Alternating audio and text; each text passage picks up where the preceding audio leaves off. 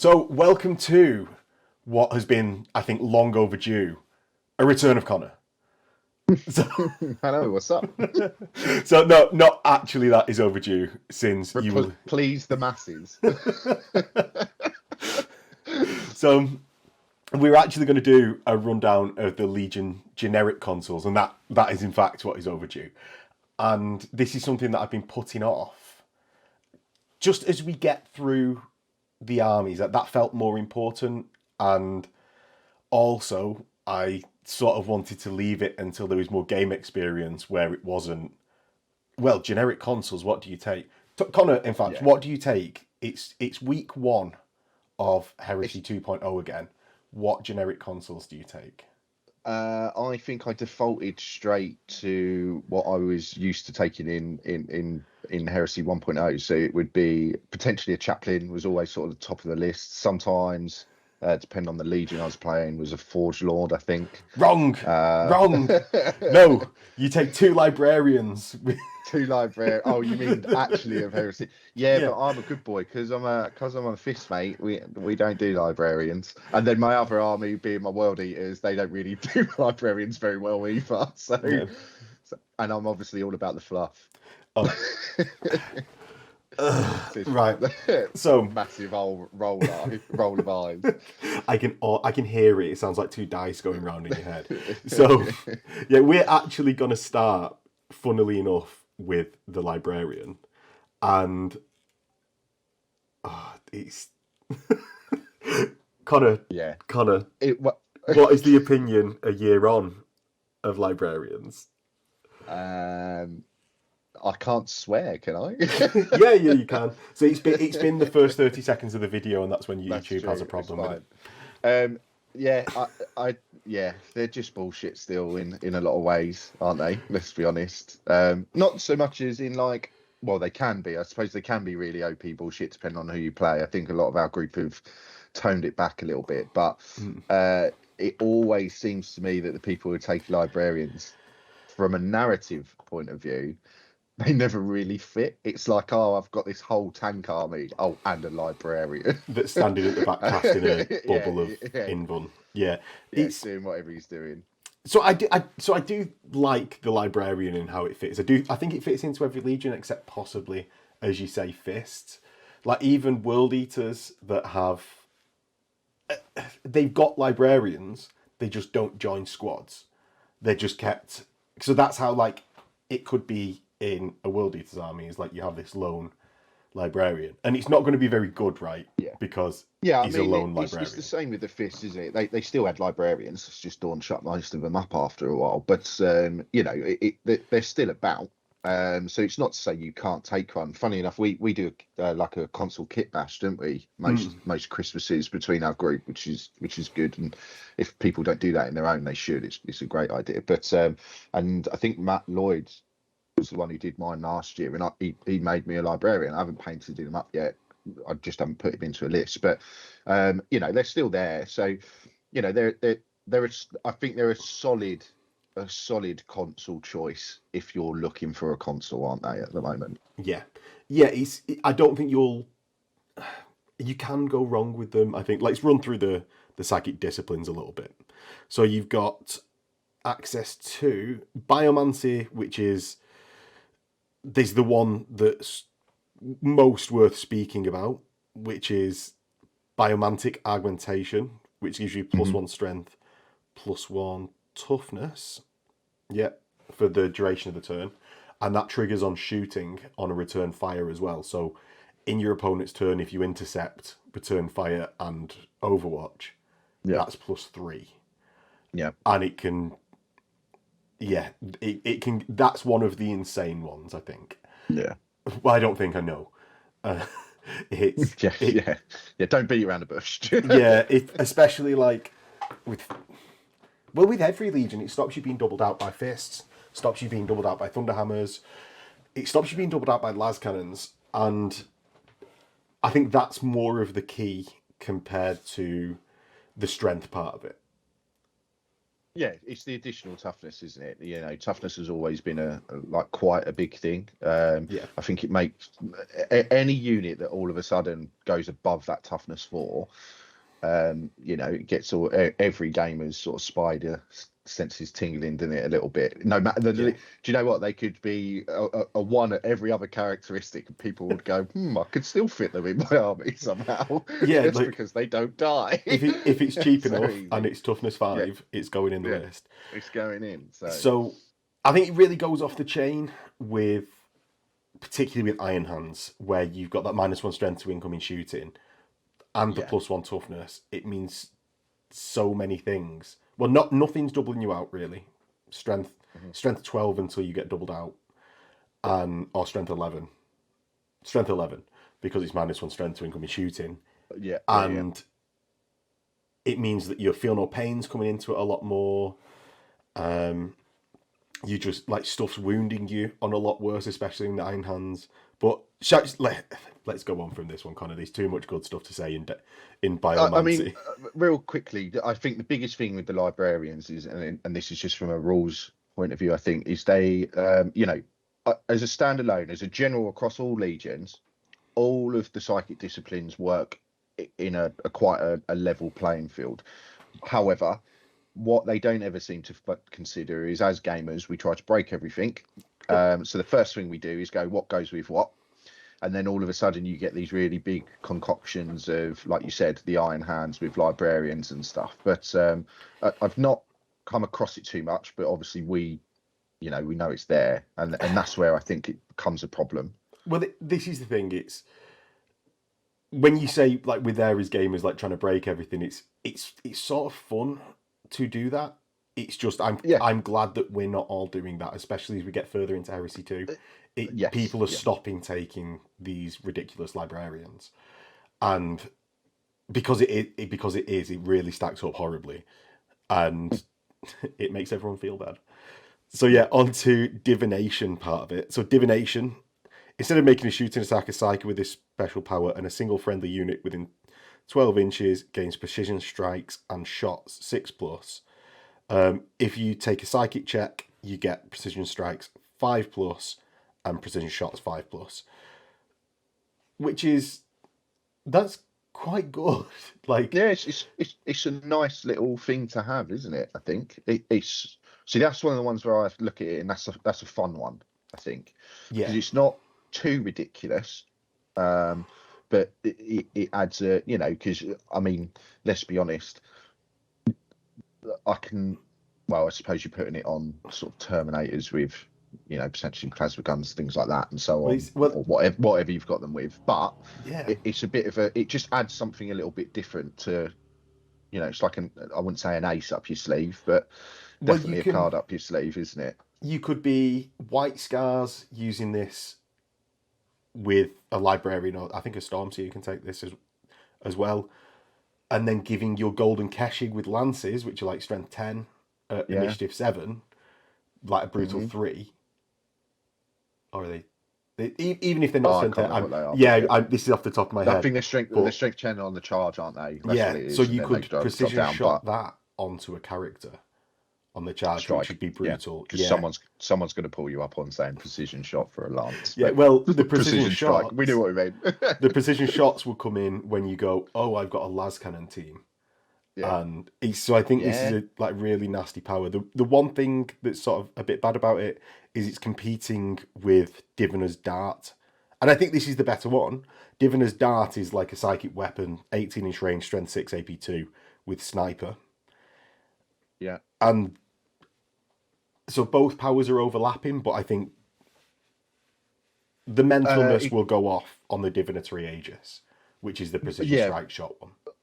yeah, I was going to say the you know, where you say no, it's the better one. Again, it's all about how it's applied, I suppose. With that, I mean, Mm. if you are taking a cheap librarian potentially to sit with a las cannon squad for precision shots throughout the game, potentially, then all of a sudden that's pretty mad. Yeah, well, it's Um, one step better than an Iron Havoc. Iron Havoc's special yeah, thing is a 6+ precision shot, and yeah, this goes off with a 5+ on a yeah, leadership 9 test. So yeah. pyromancy, you get Uh, Pyromantic Combustion, basically a large blast at strength 6 AP 4 within 18 inches. Good. Oh, I say it's good. I say it's good. A large blast is very hard to come by in this game nowadays. And AP4 will go off in certain situations. Like, if you were playing anyone but Marines, Yeah. it's like wiping through units. Yeah. If you were playing Marines, not. It's the same thing that we said before. It's like a nice rule, but there's too much other. There's too many better options to take. Yes. Yeah, well, that's it. It's good. It just pales in the comparison to the other psychic powers. You also get the psychic weapons, which is melee, strength 6 AP 3. Pyromantic Desolation, which is a strong name. So that is, in addition to attacking normally in the assault phase at the beginning of initiative step of the model, place a blast marker 3 inches, and people under it basically take an automatic hit, so that's strength 6 AP 3 again. A bit more of a squad killer again, same as the large blast. It's AP 3, so it can still be tanked because your opponent will still be allocating hits. But it's all right. It's all right. Not the best discipline. No, but I'm waiting for you to go on. You've seen the next one, have you? So telekinesis. Yeah. It's not this one. This is not the best one. That's the next one. Yeah. No, so telekinesis is actually not too bad. So it gives you, without a psychic test, an 8-inch bubble of 6+ invuln, and with a psychic test, a 4+ invuln. But that's, I believe, it doesn't stack either, does it? Or does it add one to people's invuln? No, it doesn't do that anymore. If you don't move as well. So this is someone that's going to be paired with a heavy squad. It works on tanks. It's a good one to put behind some tanks. Yeah, it's quite nice. Yeah, maybe this could be the one that goes with your World Eaters, where the librarian's going to be alone anyway. The only thing would be is the don't move, obviously, with the way the World Eaters work, being storming up a board effectively and having, depending on what Rite of War I suppose you're taking as well, but having to charge things. Well, so what I'm thinking I know it's the librarian that doesn't need to move, but the point being he's going to have to try and keep up. No, but if he's on his own, because you're playing a World Eaters army and just want to get because they're all on their own in the books, right? Yeah, and they don't suffer from the nails. Now, in Berserker Assault Rite of War, you can get Predators as fast attack choices. So you could have a squadron of Predators as fast, like utilize that Rite of War a bit, and then have a Librarian that just stays giving a 4+ invuln to a squad of Predators. Whether or not it's worth that for a squadron of Predators. Yeah. Like, would you prefer... So we're doing this just after Siege of Chthonia book comes out. It's going to be like around 100 points for this Librarian. Yeah. Would you... It's that or 3 tank commanders that allow you to shoot your main guns. I'd probably take the tank commanders. Tank commanders, yeah. Most likely the same as well. Yeah, but it's still, I think, a bit of a useful way. No, I don't know. I suppose it depends. That's list tailoring, I suppose. It depends who you're facing. Obviously, if you, like anyone, I think when we play people we know and not outside of events, everyone tailors a little bit because you know what legion's coming against you. Well, you do, don't you? I don't tailor, Connor. Oh, get subconsciously. I don't mean tailor as in, oh, I know you're taking this. But for an example, you're an Iron Warriors player, so I'm fully aware that it's what your Legion rules are, if that makes sense. So I think, okay, well, you're going to have your Iron Havoc, so maybe I do want to give my World Eaters that invuln for the tanks, because you know you're going to be getting a lot of shots and things like that, if you get what I mean. See, I gave Phil a lot of shit one time for... He was playing dwarves against dwarves in fantasy and took out all of his dispel scrolls. So I do not tailor because I gave Phil so much shit about that. So much shit. Yeah, I couldn't live it down if I then started tailoring. So on to telepathy, we get telepathic fatigue. So basically, you turn off reactions within 24 at the start of a phase. So this is the what. This This is is the bullshit the one. Yeah. This is the bull. This is where I think the librarian gets the bad rep at the moment, because this is the one that everyone, no matter what your legion was taking a librarian just to go, you can't have a reaction. Yeah. And this is the one where I think you start seeing the librarian and that type of consul where they don't really fit, because you could have a gun line or something along those lines, and then just a librarian there, which, you know, yeah, okay, people argue why can't they be there, but this is the one where I think you started seeing people just taking a librarian to switch off reactions. For the gamey sense of Yeah, it, rather for the than it gamey fits in side with of the it. army. Yeah, like actually, you can do it. I think in a gun line based army, like the Iron Warriors, like notorious for everyone doing gun lines, even though maybe they should be assaulting people to take the bastions. But they have librarians, and like say, I think it was Volbron, like he speaks to the stone. Yeah. So there are librarians in any sort of army, but I get what you're saying. It was literally just here's a couple of librarians to shut down reactions. Yeah, I don't mean like, oh, you can't have them in a gun line. I mean them in the sense of it would be someone who's never. I mean, for example, I don't run a librarian. I think I've maybe run one once or twice in Heresy 1 purely because why not? They're quite cool. But otherwise, it never done. It would be like me, who's not even got one made, going out and going, I'm going to make one of these or two of these, right, just to turn off your reactions. And it's like there's no other thought process behind it other than this is the gamey part of it, and this is what I'm doing. Which, don't get me wrong, perfectly acceptable to do. It's part of the game. It is. It's part of the game, and people do it at tournaments, and I'm all for it. Why not? But if you were to, that's where they got the bad rep from the wider wider community. It's not just that. Moving on to the second part of this, the second part of this discipline, telepathic hallucinations. So it's a 36-inch range assault 6 weapon that has the hallucination special rule. What does the hallucination special rule do? You might hear Connor ask. But you won't, because he already knows, because it'll have been done to him. So basically, on your Assault 6, you roll to hit with your ballistic skill.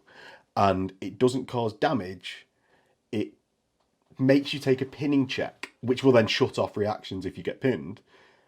You add to the roll an amount of how many hits you get. So if you get 3 hits, you roll your leadership check and add 3. And that isn't... And I don't know whether... Like, this is something that everyone, I think, knows by now. That ignores stubborn, because stubborn is ignore negatives to your leadership. This isn't a negative to your leadership. It adds to your roll. Yeah. So he's just getting round stubborn in a different way, and it is the most horrific thing. It doesn't cross over with turning off reactions. So you can turn off a reaction in the shooting phase or in the assault phase after having pinned a different unit in the shooting phase. It is ridiculous. I know this is going to be a controversial statement potentially, but just as we were talking about the librarians earlier, I was thinking to myself, I think that potentially it should still be a situation that you roll at the beginning of the game, and then that picks what psychic. Well, not necessarily powers individually, but you roll and it says, right, you've got telepathy or whatever, or telekinesis, and that is what your librarian has for that game. And I think that and funny enough, going back to what we had said in another video about the Sons of Horus, the Thousand Sons needing a bit more to their legion, I think then their legion is the only one that can specifically pick. You see, that's a good point. That slightly changes what I'll say in counter to that. I think they should all have points costs associated with them. Gotcha. And so I think you could still narratively choose what discipline you've got. But like one is worth more than the other, and this one stands ahead of the rest. And then you could maybe give Thousand Sons like either a reduction in that or the ability to take 2 disciplines or whatever. Something that gives them more lore-based stuff. Yeah. But, so that's what I think just off the top of my head with it, because like you said, I don't think I've seen anyone take pyromancy. There was a bit of a rumor. I think Bill was talking about it at one point. Like, that's Bill the Destroyer from Merchant Princelings. Yeah, it's not everyone's taking this or Biomancy. Yeah, everyone. Yeah. I've not. Yeah, I've not seen divination. I've not seen pyromancy. I think telepathy and telekinesis. Well, telekinesis, I think I've maybe seen, but I've seen telekinesis at the Rikilian Wars event. Right. Do you know divination? I think we should see a bit more of. Precision Strikes 5 is pretty brutal. And then, so let's get on to it's that same thing. It's that same thing. You know, do I want precision shots or do I just want to stop you from reacting, like, altogether? Yeah, that's the problem. But anyway, yeah, librarians, right. Man. No, so there's one more. Oh, last one, and this is also actually quite a good one. I've seen Chris abuse it, is what I'll say. Chris in his horrible Ferrous blob, Thaumaturgy. Instead of making a shooting attack, a psychic with this psychic power chooses one model and makes a psychic check. If passed, then a single friendly unit with at least one model within 12. If the psychic test is passed, roll the dice for each model. On a 5+, it regains a single lost wound. Yeah. So he's finding new ways to bullshit us all. And big blobs of characters. Stage of life. Yeah. Big blobs of characters bouncing wounds and then restoring them with this. Yeah. He's used really effectively. And then because the psychic weapon is like it's another shooting thing, you're never going to use it. Like, frankly, it's not worth using, but that is a really good usage of it. He pairs that with his Biomancy Librarian and restores wounds to Ferrous Blob for infinite rage. Yeah. And why not? He has every right to. But fuck you, Chris. Yes, I agree. And yeah, that's Librarians.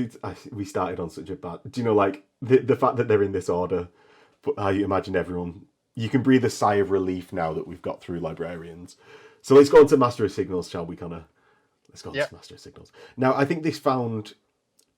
Right, special rules, you get Strategic Comms special rule. And that means once per turn, a single friendly unit can use the librarian, the Master of Signals' leadership for a morale or pinning test. You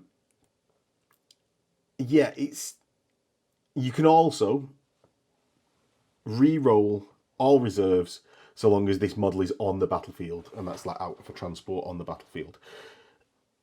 That's very good. I like taking it for that. Like, I've done it quite a few times. You get an Augury Scanner, Nuncio Vox, Vox Destructor Array, Cognis Signum. The Vox Destructor Array can now be turned on and off as per the FAQ, so you don't have to. You don't have to make your own deep strikes and reserves worse. It's useful. I think it found itself out on a limb a little bit, the Master of Signals, because the Cognis Signum was what a lot of people was taking it for in 1.0, and now Tech Marines have Cognis Signums. Vox Disruptor Arrays. So the reserves reroll is really good. So if you're a reserves army, get that in there. The Vox Disruptor Array, it's one of them things that if you are taking a librarian for something else good, no one ever seems to take it just for that. And when you encounter a deep striking army, there's always, I find, a little bit of a conversation like, shall I just not take a Master of Signals? Should I just definitely avoid the Master of Signals? Because it will just destroy your entire army's operation on a 1-2 or 50% chance that you just like, I place all your units. Yeah, so somewhere else. Yeah, it's which is very good. Very good. But go on. Yeah, it's one of those. It's one of those where it's a specific use for specific armies. It sort of feels a little bit. Obviously, in the past, what did it have in it? Did it have the bombardment as well in the It past? did. It had the strength That's D3, strength 8 bombardment. AP3s. Yeah. So I mean, I run a Master of Signals every now and then in 1.0, just for a bit of fun. Why not? But it offered a bit more to. I say it offered a bit more. It offered a few other bits as well to be able to do it. And like you said, the Cognitive Signum and stuff was why I'd take them. I'd stick them in Heavy Weapons Squad or whatever it may be. But you know, they've ever so slightly changed it now. I can't, and like you said, potentially if you've got the spare points, maybe take one if you're going to an event, just in the case you do have a deep striking army. But then even that, or well, it's just reserves, isn't it? Or is it just deep strike? It's Reserves. deep strike specifically. Deep strikes, yeah, it's deep strike specifically. So that's the thing. I think it's because it's deep strike specifically. It's either maybe the odd unit, or like you said, someone's taking it across their whole army and they're going to have a bad time potentially. Yeah. Well, I think it comes into it less now that reserves, because of Interceptor, aren't in the game as much. You do get the all-army deep striking stuff still, and it goes quite well, but then as soon as you've taken this, it like completely grounds that army's operation. So it's good. It's worth taking. It's situationally good. I think the reserves, the leadership thing is good. It's disrupted off of one roll, isn't it? Yeah. Yeah, so 50% of the time it's useless anyway. Do you know what? I think that potentially what they should look to do, this is us rewriting the book, but for example, although the reserves remain as a one roll in for that sort of mass army deep strike, the disruption is per unit. Yeah. So that way it sort of evens it out a little bit. It still could be bad, but it's not as bad in that sense. And I think even from a theme point of view, I suppose that fits a bit more. You know, some people have hit their target and others just have not. Yeah. And because of this disruption. The feel bads. Because there is a bit of a feel bad moment. Oh, you got a Master of Signals. Oh no. Yeah, but I think it's good. It fits some armies more than others, like Ultramarines, Iron Warriors, Imperial Fists, like anything. Obviously, with a good logistics chain, which surely is all legions, I suppose. But I'd be less thinking about seeing them in World Eaters. Yeah. No, it's a good console. It's a bit more of a fun one. Like I said, I think it's a bit more niche in its use a little bit. I'm sure you can use it for many things, obviously the Cognitive Signum and so on. Like I said, the reserve rolls is a nice roll. It's good.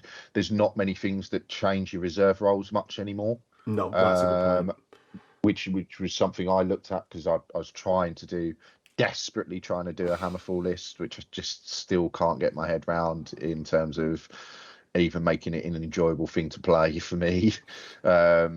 But yeah, the Master of the Signals was one of those potential options to just try and, like you said, dictate my reserves a little bit in that situation. Yeah.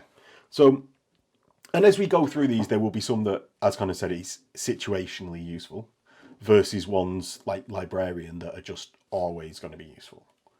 Yeah. So let's move on. Let's go to Esoterist. Now, this is one that I think we're going to start seeing more. It's a Psycho subtype that you gain the Anathema discipline, which you see below, Psycho subtype, and if you were in Traitor Legions and include one or more Esoterists, may select up to 3 non-compulsory troops or elites choices from Ruinstorm's Demons, in which they've just been released that demon brutes, which are elites and troops.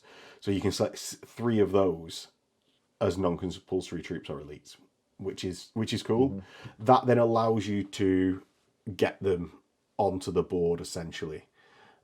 Yeah. There's not loads to say. Have you seen many of these?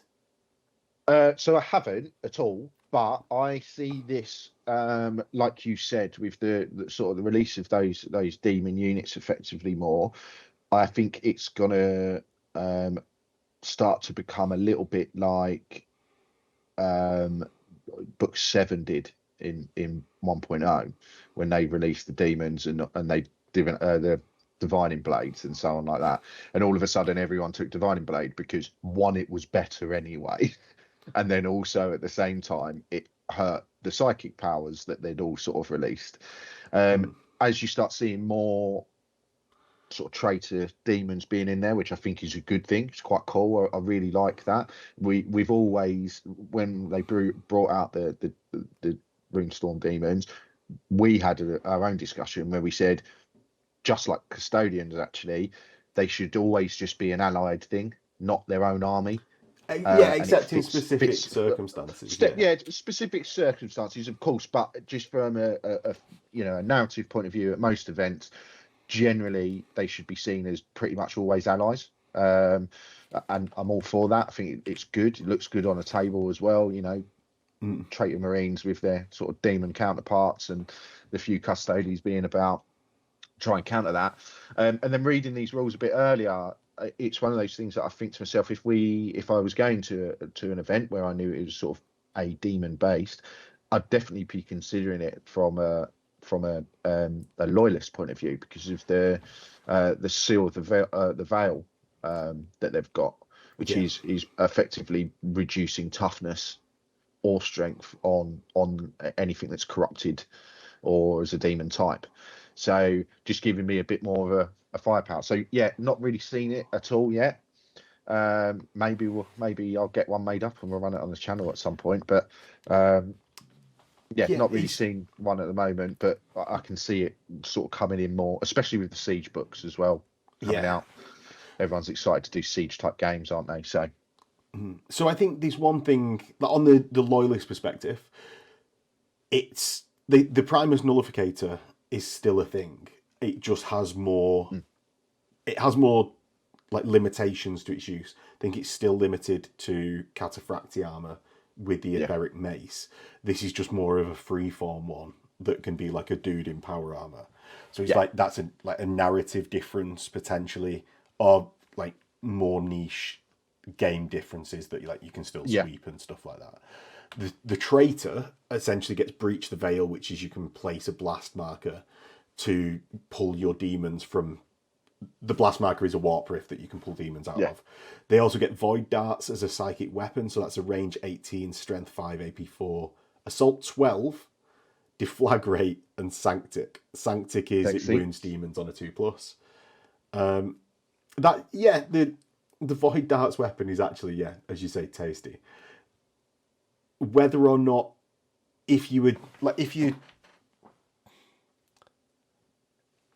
I'd take that as a fluff choice, as a guy going mental and using that as a psychic weapon. I don't think that in itself is worth a Consul choice. No, totally agree. It's a scenario type Consul. It's like you said, it's a narrative Consul in that sense. It's not if you're playing more from a gamey point of view, or a win point of view. It's not one you're taking, unless you really do have some mental demons that you want to pull from the wolf, I suppose. But I can't really see that being a thing. But from like I said, with the Siege books coming on, Demons on Terror, things like that, we're pretty much coming to the end of that almost now. It's quite a narrative choice to have, and I do think games with that would be a lot of fun. To be fair. Well, you start building the walls, Connor, and we can have a game of it. So onto the Legion Champion. Now this is a requirement for a number of Rites of War, like Mariskara off the top of my head, and a few other ones, like I know definitely the Emperor's Children one. Your weapon skill is increased to 6. You get Never Back Down, which is essentially fearless for you and your squad when you're in a challenge. And you gain a Paragon Blade at no additional cost. I don't see loads of these, but I think... So the Never Back Down ignores the downsides of fearless until it's like you truly need fearless, which is when you're in a combat. Yeah. So it has the over the Herald or something like that, which you gain fearless all the time. this gets fearless in the specific circumstance where you want it. Obviously, that can be denied to you if your enemy is willing to be a coward and reject challenges. Yeah, exactly. Yeah. The life of anyone who runs Sigismund. It's changed a little bit, isn't it? Because they obviously didn't get a Paragon Blade for free last time. You could upgrade to it after you the could FAQ, upgrade, but you didn't get one for free. And then I think the Never Back Down is a new rule for them as well. Yeah, that's additional. So they're nice little changes.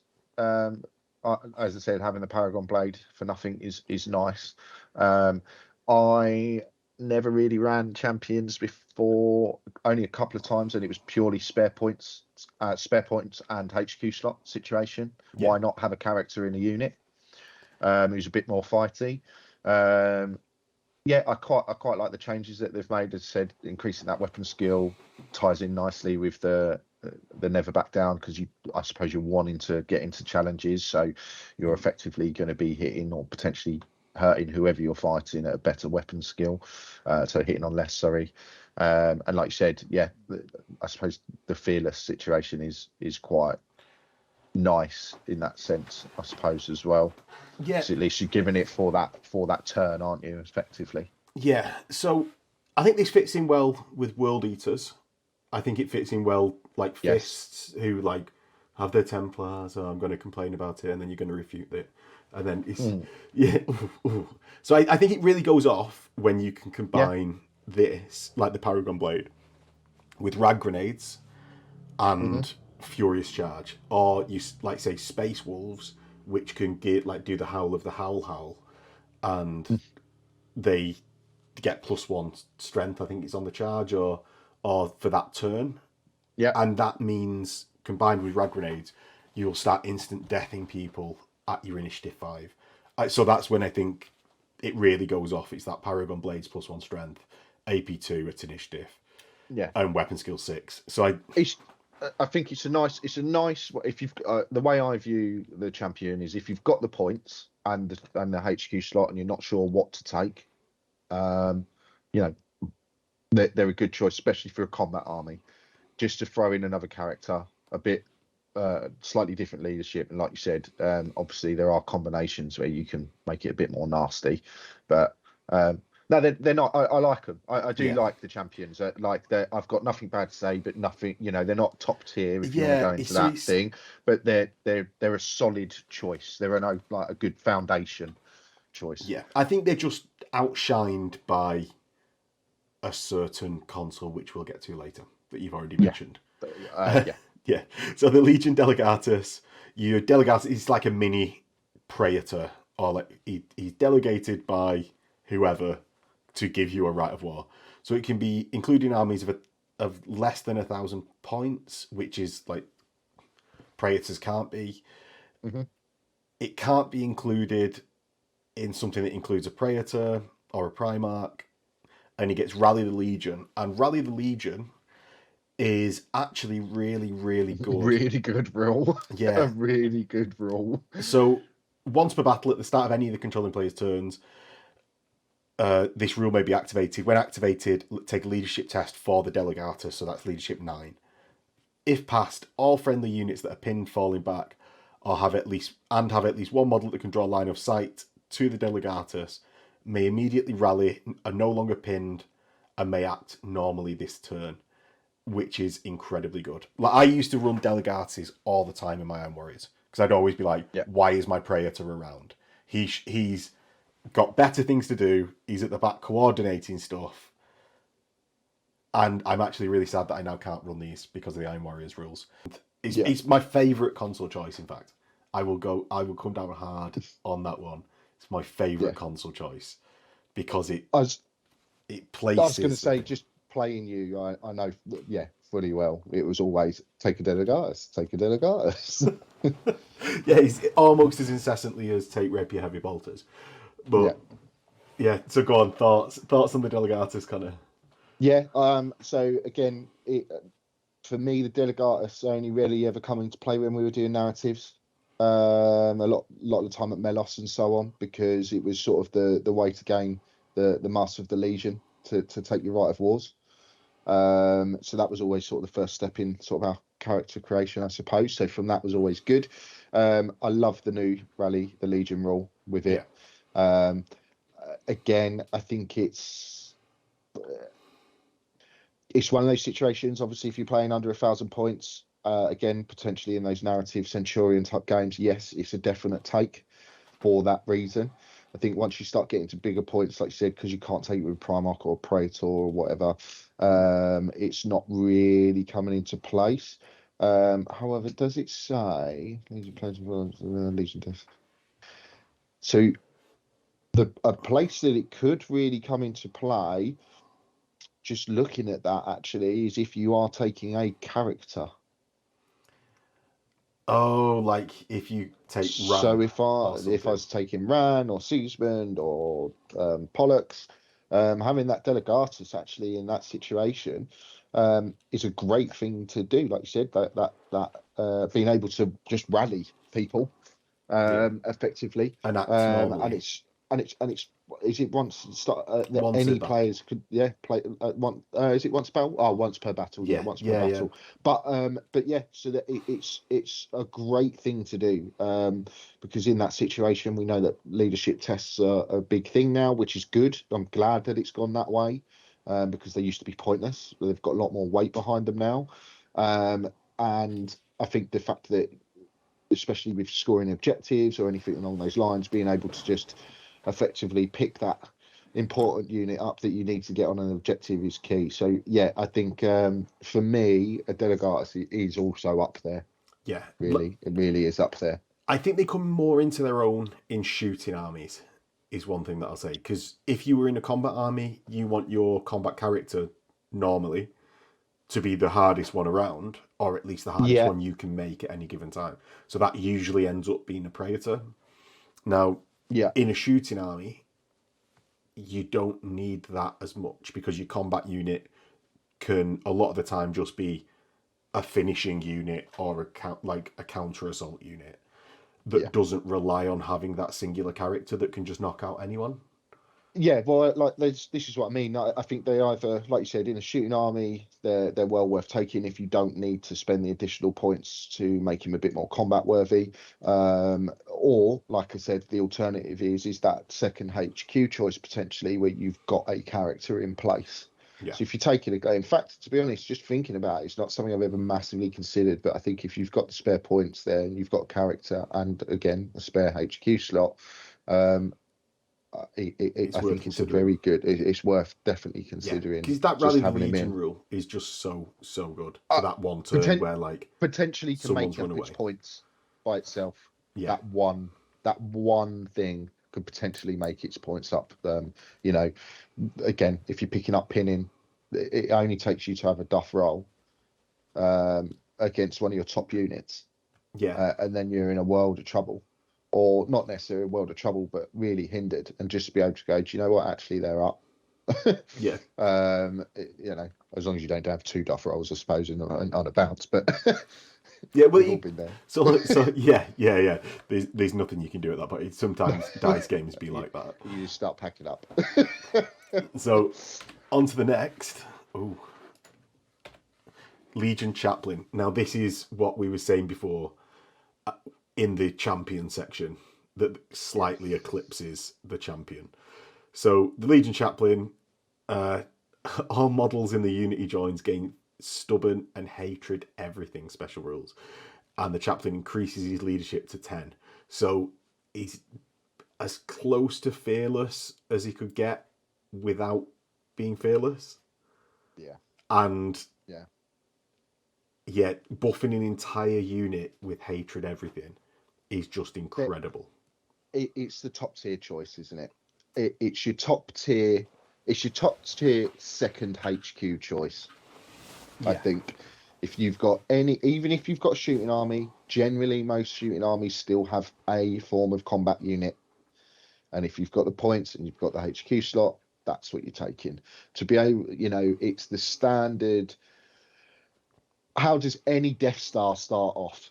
Any Death Star start off, and I'm even talking about 1.0. Any Death Star started off, you either had your Praetor or your top character, and then you immediately had a chaplain next to him, Well, if and you've then got whatever the special unit was. if you've got a Primarch, a chaplain stands next to him, because a Primarch's a model, and you want your Yeah. Primarch to have hatred everything. Yeah. Yeah. That's what I mean. That's what I mean. Like, no matter what you take, yeah. I think if you don't, I know we're sort of doing a rundown. I think if you're watching this and you don't know what a chaplain is, I can only imagine that you've not started Heresy in any shape or form yet, which is fine. Which is absolutely fine. Actually, that's good. It's well done on finding the channel. It's good. Well done for making it to this point in the video.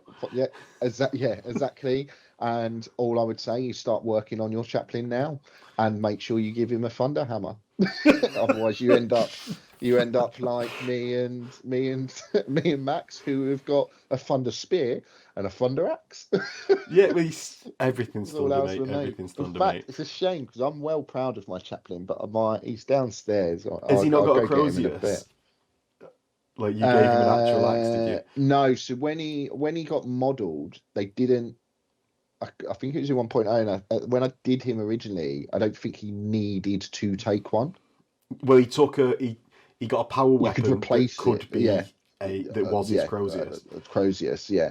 So he at the time, I can't remember what he could take, but he's basically standing on a rock with an axe and a sword in his hand. But yeah, he's one of my first models that I made, like sort of done really, actually. So I say first models that I ever made. He's one of the first models I made when I sort of started getting back into Heresy.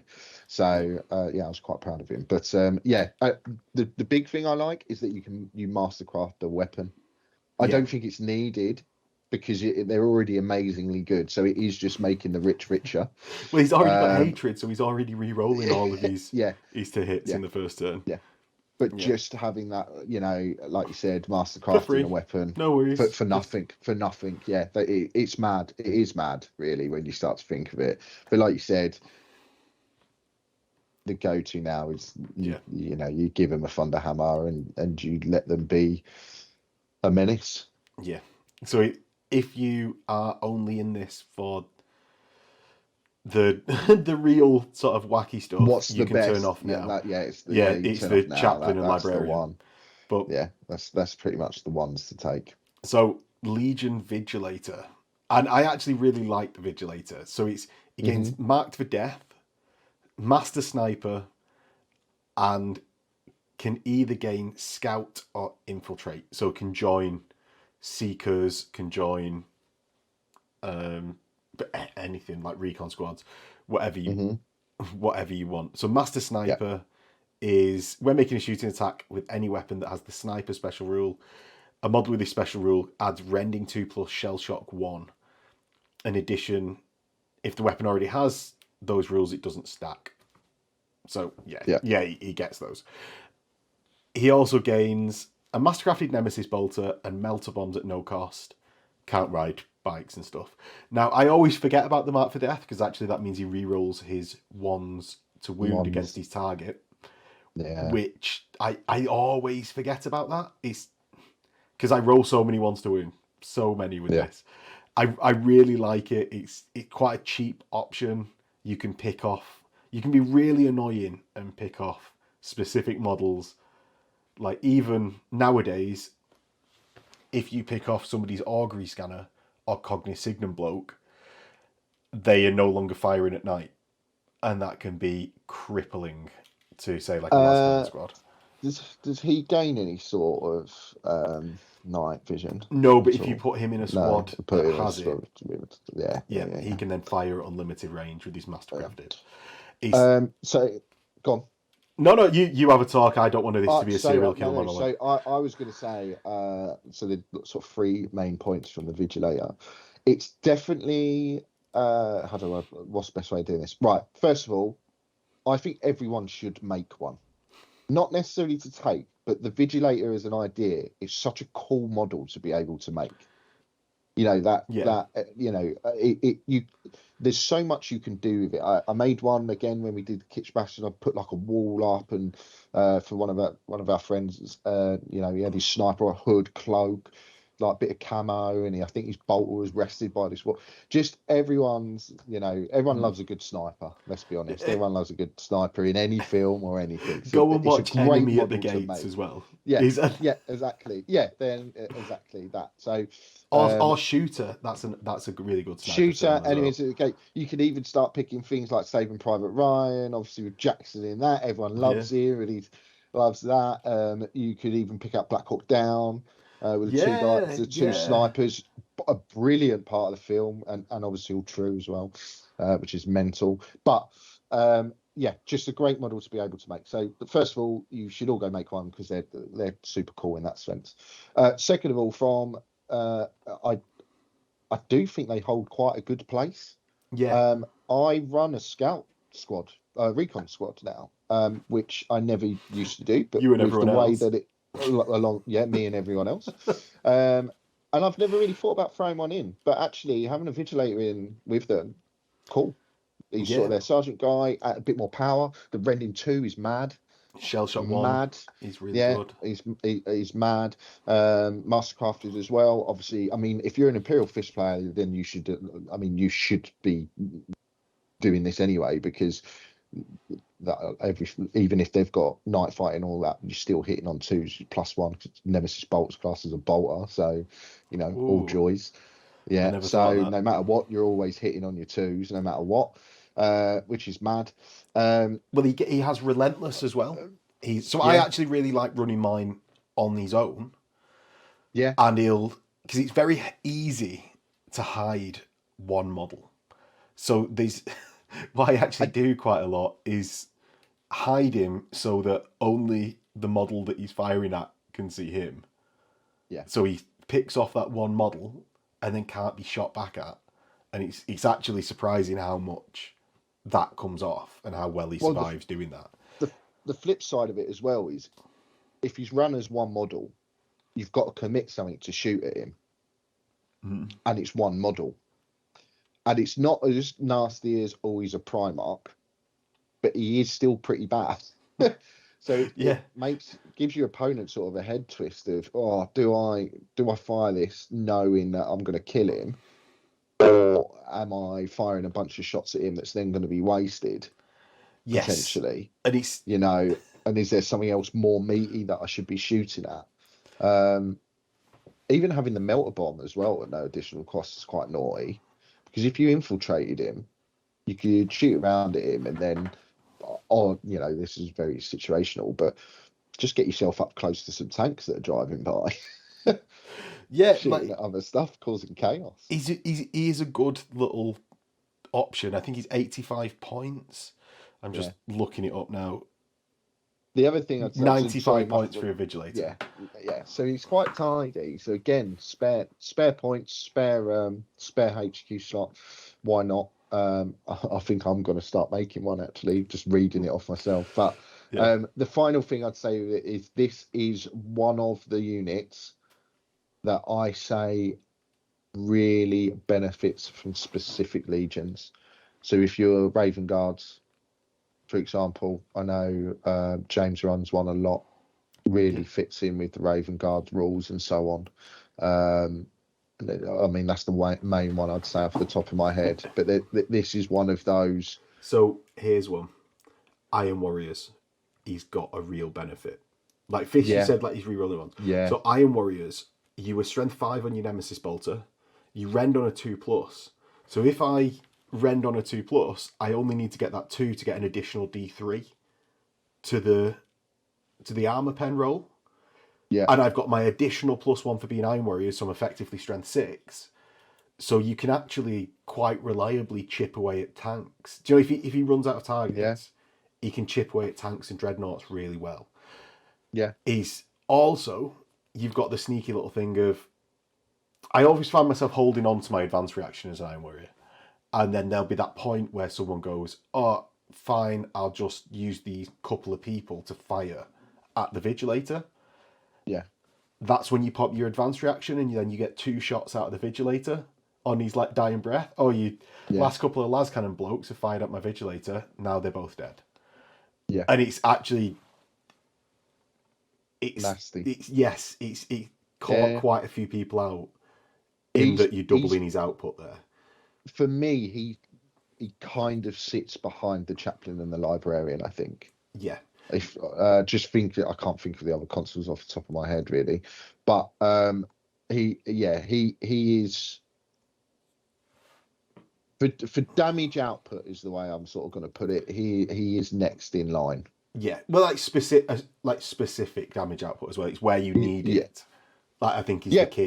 But like, even with things like, you know, just this just proves how good he is. I mean, how long we're talking about it. Bear in mind, his rules are very straightforward. Him going in and once a turn taking off a sergeant potentially, it causes all sorts of chaos. Yeah, for people. Well, all sorts of chaos. Take out that apothecary straight away. Yeah, buy apothecary immediately. Yeah. And he's just incredibly good. Right. So I'll be honest, I've even considered in my Stone Gauntlet stuff not running apothecaries because people just snipe them out straight away. And they just die. So problem with apothecaries in your area, spam vigilators for a bit. Yeah. So on to the Pathfinder. And this is the only one that me and Connor had to look up to get to form an opinion on, and it didn't change anything. So the Pathfinder is Scout, Infiltrate, Move Through Cover, has the Pathfinder special rule, which as far as I know is only on this Pathfinder, although it is a universal special rule. His movement characteristic is 8 and gains Skirmish. Pathfinder, Connor, because I know you don't know, because I didn't know as well and I asked you, it's you ignore dangerous terrain tests. Right. I told you it wouldn't change your opinion on the Pathfinder, and I imagine hasn't. It's like they started to write the rules and then someone did the next bit and they forgot to put it in the book.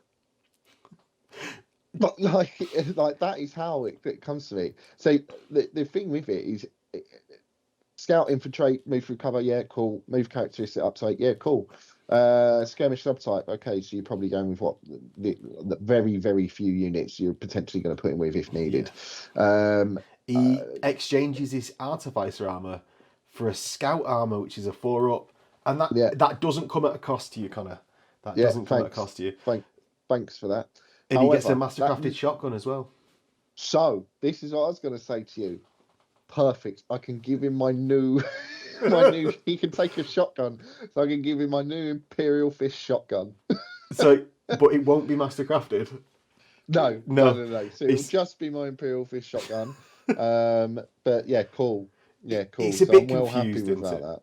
This console. It's movement 8. Like on the face of it, you're like, right, that's good. It pips you into the next charge bonus region. Yeah. But that. You go at the lowest value in the squad, so it doesn't actually help. Yes, he can move internally within a squad better, but he doesn't even get melter bombs on like the Vigilator does. He doesn't do anything. He's got no rules. He hasn't got a rule that benefits or offers anything out. Every other one has a rule that offers something out, but this doesn't. And like I said, it is really like they started writing the rules and they've missed out a paragraph. And the sad thing I think about it is if you think of what the actual Pathfinders were as well previously, you know, in real life. You mean like the airborne Pathfinders? Yeah. There's so much that they could have done with this unit. Yeah, it could be like the old Vigilators used to lay traps. Yeah. And it could have been something like that. Yeah, he gets to lay traps in terrain potentially, or makes. Here you go. Straight away, here's the perfect thing. A Pathfinder, right? When selected, beginning of the game, he can pick 2 bits or D3's worth of terrain that your army gets to move through cover through it. So that like immediately. That like your army doesn't have to treat it. They treat it as open ground, effectively. Yeah, alternate take, and this is just based off what you had as an idea. It could be in orbital assault list or subterranean assault stuff like that. the Pathfinder and one other unit gets to start on the board, ignoring usual restrictions. Yeah, again, yeah. Like something like that. He's led a squad in. He should have a Nuncio Vox as well, so people like. He gives a unit free infiltrate. Yeah, something like that. Something like Immediately it becomes a consideration. Oh, what? I can give a unit infiltrate and just pop whatever unit I want somewhere. Oh, yeah. That's going to get snapped up immediately by people. Yeah. You know, just for fun. But yeah, like I said, it's let's move on. It's a shame because it could be a real good. it could be a real good idea, and that's why it's annoying. It's such a shame that it's not. Like I said. So yeah, Herald. Do you know what? We lied before when we said turn off after the Chaplain, because Heralds exist. Herald. Yeah, Herald is the other one. Which, to be fair, we don't all use as much as we should. Really? On our standard games. No, on our standard games. No, but say James and Chris would beg to differ. Oh yeah, fair. So they gain Fearless, Fear 1. Fear 1 is excellent. Like, Fearless is obviously very good. Fear 1 is excellent. They get a bolt pistol bolter, combi bolter, exchanged for a Legion standard at no additional cost, which gives the squad that they're in line, which is amazing. Mm-hmm. And do they gain Fearless as well? Or Stubborn Leadership 10, but they don't need it because they're Fearless. A Legion Herald gains Fearless and Fear 1, so yeah.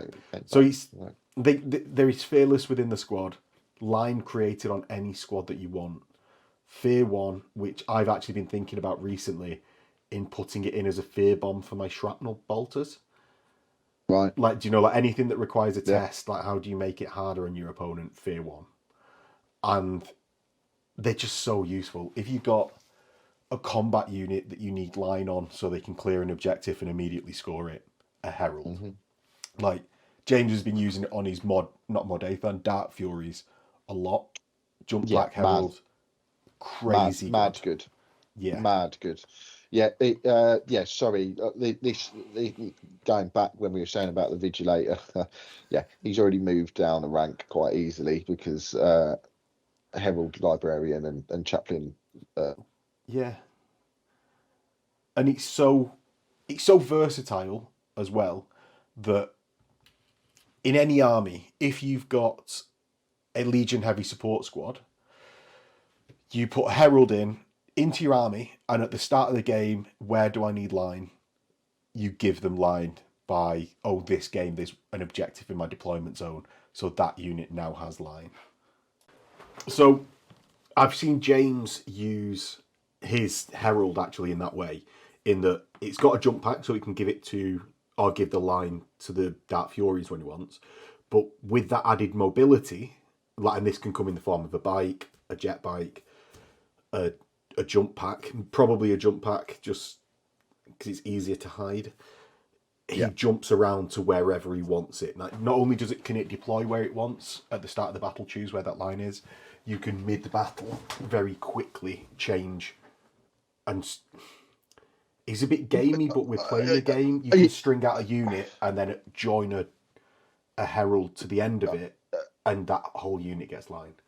Yeah, I mean, James is very good at. I'm going to use a word that he'll hate, and I don't mean this in a horrible way, but I actually mean it in a good way because he's tactically very good, very strategically good. But he's very good at manipulating what's available to him.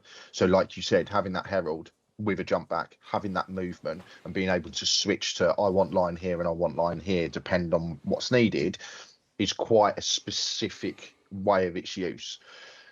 Taking that out of that and fitting it more to here's my Herald, it's with X unit potentially, they are very, very good. Obviously you can take it, you get standard with the retinue from a loyalist point of view. I think it makes them also scoring, so it kind of works in a similar way. from the loyalist side, which is again quite good because you take a retinue of Terminators with your character, Primarch, whoever, what it is, and all of a sudden you've got a really tanky scoring unit. But if you're not doing that, like you said, I'm just thinking of some of the you've got. So I think it's like, say, traitors. Traitors don't get a lot of line within their rights of war. And So that's what I was just heralds are very valuable in traitors specifically for that. That's what I was going to say. For example, you could take butchers just from World Eater's point of view, give them Herald. Then all of a sudden you've got scoring butchers. So yeah, top tier, top three, easily Consul. Not always necessarily needed, I don't think. But again, for its points value, if you've got the points, you've got the HQ slot, you're taking that, or a chaplain or a librarian. Character. Yeah, or from my side of things, obviously, if you've got a legion that don't really take the librarians, for me, it's chaplain then herald. Yeah. If you've got the two slots to take them, it's chaplain and herald. End of. Yeah, and those are three options that in every legion will benefit from them, pretty much. Like a combination of two of those three plus a Delegatus or Praetor. Right, so on to the Forge Lord. So the Forge Lord, Battlesmith 4, Master of Automata, so can join units of Automata. Legion Astartes, Thalaxes. So Thalaxes, up to 3 units of Thalax can be taken as elites choices. May not select dedicated transports, that's fine. Any unit gains the Legion Astartes X special rule if they're in the same detachment as that Forge Lord, so if selected in this way, may select Cortex Controller and Cyber Familiar for 15 points. Now, these are like situationally very good, I think. Thalax are incredible. They've got line as standard.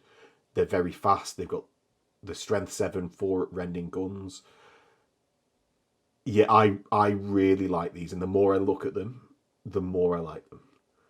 Yeah, I mean, I used to run one a little bit previously in the last version, but I think it's pure. Was it the Forge Lords took Rad Grenade? Yeah, so that's why I ran it in the last version. To be honest with you, in fact, that unit was a real shitty unit. It was World Eaters on bikes, so they were toughness 5 with a Forge Lord, with all that crap.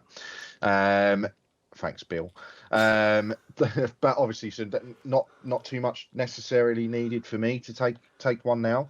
But like you said, situationally, very good unit. They're a must take, I think, when you're taking your allied your Mechanicum type units, aren't you?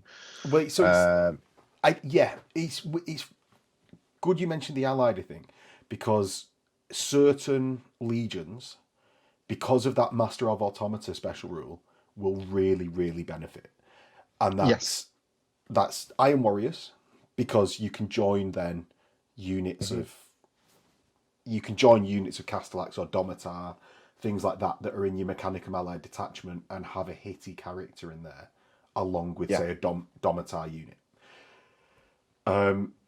It's good for stuff like that. They can repair Castellax and a 4-up. That's good. Now, I don't think it's as beneficial for Imperial Fist for you, but say Thalax with Strength 8 rending 4-up guns in Iron Warriors are really good, and they get it because they've all got the Legion special rule. They can also do your Legion advance reaction. So they say Iron Warriors, they can Bitter Fury, which is really good. Then it's pretty crazy actually what they can end up doing in Iron Warriors with like the shooting twice reaction, Strength 8 rending 4-up, and being so fast with like they move what is it? It's move plus 6, so I think it's 12 in the movement phase, 6 after shooting, so they can go really far, and they advance plus 6 or plus 4 as well, so that you can get some pretty crazy advance and withdrawals on them with that line. So I totally agree. For me, it's like I said, it's a little bit more specific, and I suppose it goes back more to what we were saying. It's a Consul take for certain legions, but in those certain legions, it's very good to take. It's in some cases, it's not even a maybe. It's how do I fit one in? Yeah. A little bit, but yeah, very good, very solid. I quite like the changes. I must admit, I kind of like the fact that they've taken the rad grenades off, because it's made it more specific reason to why to take it. And that always was a big thing for me, is people, and I know I did it as myself, but you would take it because, oh, it's got rad grenades, so I'm taking it just because of that. And it was like, oh, it's got rad grenades and a cyber familiar, so all of a sudden it's got a better invuln, and I'm hurting your toughness. That's why it was taken, not because of its other rules, which I know other people would have, but not really. Whereas now it seems like they've narrowed and channeled that down a little bit. Not made it worse, not made it any worse. They've just made it more specific for its use, and I like that. So, can you think of any legions? I've just been trying to think while you were saying any legions that particularly benefit, other than Iron Warriors, from Thalax with Legion Astartes special rule. Now, without looking at the Alpha without Legion looking at it, slightly, because of obviously they're very fast, and you get that -2 to the range that they're being targeted at. That's very good. It stacks in with their advanced reaction of displacement. I think that could be quite a good option. Now, there's not loads, so I think it's just they just unlock that Thalax unit, which in itself is good. With the Iron Hands, would it work quite well with Iron Hands? So yes, actually, because they're toughness 5. So and then you're hurting them at even less. Shooting. Yeah, so you'd need strength 11 to double them out. Yeah. So again, just even to get the doubling out bit, even just hurting them in the first place, all of a sudden you're struggling. Yeah, well, they've got 3 wounds each, and they've got it's only 6 up, but they've got 6 up, feel no pain, and it just becomes quite a nailed unit, and it's quite nice that, well, actually, like those 2 really tech focused legions have got such a benefit to Thalax, really. So, yeah, not much else to say on there. So shall we go on to Primus Medicae? Yeah. So Primus Medicae. Now, this isn't one that we've seen as much in Heresy 2. So, any models with infantry or cavalry in the same unit as a model with the special rule may reroll failed it will not die rolls, and they also get a Narthesium, which is a 5-up feel no pain.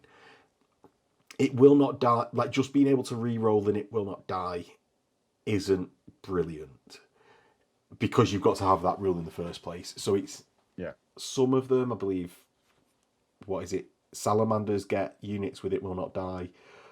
Other than that, the base Legion, I don't think benefits much over just having an apothecary for half the points cost. No. I mean, the previous one was obviously sticking them with Terminators, wasn't it? Yeah. Everyone used to take Primus Medicae, stuck them with Terminators before. That was the reason to take one. I've got one for that exact same reason in Heresy 1.0. They don't really hold the same place. Well, you still can't put apothecaries with Terminator units, but I don't see it ever happening. No, you don't. But what I mean is there's everything's got 2 wounds now, so they're already a bit more survivable. Well, everything's got 2 wounds when it comes to Terminators, so they're already a bit more survivable than what they previously were. Now, obviously, in the last version, they didn't have that if you were taking standard Legion Terminators. So, and they were still similarly priced, really. So you wanted them to survive. So it's well worth having that put in. I think, again, it's situational. Obviously, if you're doing a full Terminator list or something along those lines, take one. More expensive Terminators, like, say, Fulham and Taurus. Tyrants, you don't really see them much because the Siege Breaker's already such a... Like, in Tyrants, you want that Siege Breaker there. So that tends to, like, get done rather than the Primus, because you never really want to put two consoles in the same unit like that. Yeah, totally agree. So obviously from that side of things, why not? I quite like the fouled reroll. It will not die. Yeah, it's not the be all and end all, but it's a nice addition. Yeah. To it, makes a bit more sense, and from a sort of fluff perspective, makes a bit more sense. The only interesting bit I'd say really is that it says obviously you can't add a boarding shield. But then I think to myself immediately, I wonder if you can. Sorry. I know. I think I know what you're going to say. You already know. You already know what I'm going to say, which is, I'm sure you can't give it a boarding shield, but I can probably give it a Vigilator to Storm Shield. So. Oh no! I thought you were going to complain that an Ultramarines pattern boarding shield. No, because I refuse to accept that as a thing. So an Ultramarines pattern boarding shield isn't a boarding shield. It's just called a boarding shield. It's just called one. Yeah. Yeah. But yeah. Well, exactly the same. You could probably give it that as well. Yeah. So another thing of this is, apparently, like very specifically, the Khan, when mounted on a jet bike, gains cavalry. Yeah. So I know. Will gain feel no pain from the Northeastern, but that's no different than Apothecary. But will re-roll failed. It will not dies. Yeah, so that's obviously catered for that, haven't they? Yeah, so that's a very specific usage of the Primus Medicae. Yeah, is in Scar's armies that will get that. But yeah, falling out of favour, I think, in terms of the Herald Librarian, because even a Librarian, you could just give them the power that regens wounds potentially. Yeah, so and then that gives you an additional roll to get 2 wounds back, rather than re-rolling for the 1. Yeah, I mean, obviously it doesn't work on the same way, because if you're taking mass hits, that's where it comes in, rather than regenning it, isn't it? It's preventing it in the first place. But you could just give them an Apothecary. I do get what you're saying. As well. Apothecary as well, and then you could potentially get 2 wounds rather than 1 with a re-roll. Yeah. But yeah, so on to the Seige Breaker. And this is actually, I think, a fair bit better than in First Ed, though again weirdly seeing it less. So Seige Breaker gains Sunder and Art of Destruction, and Art of Destruction is essentially give Sunder to a unit within 6. The Seige Breaker gains a Nuncio Vox as well as 3 Fox-Spec bombs, quad mortars and rapier carriages. Oh no, it's rapier carriages with quad mortars. Can gain Phosphex canisters for plus 20 points each, and Arquiters. And is it also Medusas? No, just Arquiters can gain Phosphex shells for 20 points a model. I think these are good. I think these are really good. Art of Destruction, giving it to any unit with at least 1 model within 6, gaining Sunder, is excellent. Like, you're going to see these all the time in Tyrants. It's just so standard. Because they just go off the chain as soon as you give them a Seige Breaker. Yeah, we're seeing them a bit less now that it's only at the start of each shooting phase. So I suppose at the start of each shooting phase, friendly and enemy. It's less useful because you don't get it on the Overwatch and Interceptor, but still. I think the reason that we've seen it less is because they've taken away the main requirement why it was put there in the first place. So las cannons all have Sunder as standard now. Yeah. So people aren't trying to give Sunder to las cannons because they already all have it. Now, like you said, yes, still very good, and still in a lot of ways. I mean, for example, I run assault cannons with my fist. Having a Seige Breaker with them, not bad. Yeah. All of a sudden, you've got Salt Cannon, Strength 6. They rend, obviously, a bit Sunder on there. Don't necessarily need it with the amount of shots, but it's like an additional, I didn't quite make the roll that I needed to make, so here I'll try again. So, and that's just thinking off the top of my head, really briefly. I'm sure there's plenty of other units that you can go into. Obviously, being able to add the Phosphex canisters and shells to the rapier carriers and so on good as well. Don't really see them too much, but yeah, good. I agree with you. It's a good unit. You just don't see it because what it provides to people is not what people are looking for, if that makes sense. Because if you need that reroll, as you say, it's on las cannons already. Yeah. So it's kind of a situation of, well, yeah, exactly that. I can't even make a comparison really. But you don't. Yeah, it's really good and great, but I don't need it. So I think a couple of autocannon squads is and missile launcher squads. Giving Sunder to tanks like Predator squadrons is really good. Now, there are a couple of niche uses for it that occur to me that are... these are very niche. Grenade launcher combi weapon squads can fire every turn, and giving them as like a low value unit on veteran squads that can move with relentless and fire. Yeah, it's not brilliant, but it's a thing. Like, I've got a grenade launcher squad just to do this. Yeah, I think it's like what you said. Sticking them with tyrants works. Sticking them in a Death Guard army with additional heavy weapons squads works. Yeah, so yes, more niche, and again potentially leans towards more specifically legions than it is a general use. All like it, but it's a good unit. It's mid tier for me. It's not, it boils down to the fact that, as you said, las cannons exist, and this just overlaps so much with that role. Yeah, it by comparison, it knocks the Seige Breaker down. Yeah, there's other things that you're going to want to take in those slots, but in certain armies, certain scenarios, that it is a great unit to take. I think it fulfills its requirement really well. It's just requirement isn't as strong as others. Yeah. Right, so on to the Armistos. So the Armistos get into heavy subtype. Can't select any form of additional transportation like jump packs. It gains a mastercrafted heavy weapon for the points cost listed. Oh, and an augury scanner and cognis signum. So, and if you're using that cognis signum, then you can't be firing your heavy weapon. Yeah. Do you see any of these? I've never seen anyone take them. Right now, the problem that they've done with this, in my opinion, is there's two. So first of all, the mastercrafted heavy weapon, really cool thing to have got. Yeah, mastercrafted lads cannon, perfect, great, love all of that, all for it. However, the Imperial Fists as a legion have their own version of that. With a Castellan, where we get a mastercrafted whatever heavy weapon he takes. I don't think you take those cannons and stuff, but still, the point is he gets the mastercrafted weapon, so no requirement. The second thing is the only thing that you're going to ever be using him for is a cognis signum and an augury scanner, and they've allowed that to tech marines. Yeah. So again, you take a tech marine rather than Armistos.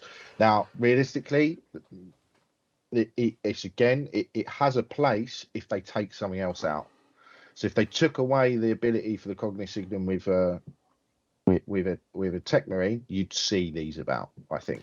You see, I know this is a bit of a shit on the fists, but for Armistos to work, I think they need to make it so that Armistos grant line to heavy weapon squads.